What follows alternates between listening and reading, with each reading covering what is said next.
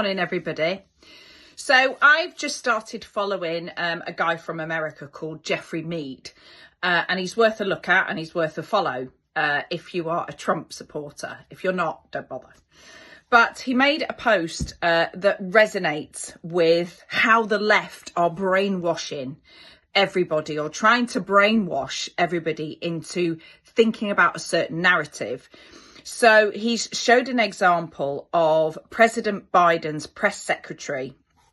And when Biden got in, she stands up to the podium and the first thing she says is, "I never thought I was going to be stood here.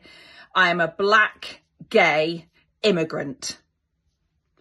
He then shows a clip of President Trump's press secretary standing up, also a woman. And the first thing she says is, "Hi, nice to see you all, some familiar faces," and then gets right to business. His point is that Biden's press secretary led her position by race, gender and sexual orientation, which is just why? That's not your job. Whereas Trump's press secretary didn't mention any of those things. She didn't mention she was a woman. She didn't mention she was white. And I'm not sure what her sexual orientation was, but you know why? Because she didn't tell us. And this is what this woke society in the UK is alluring towards, that everything has to be about race, gender and sexual orientation.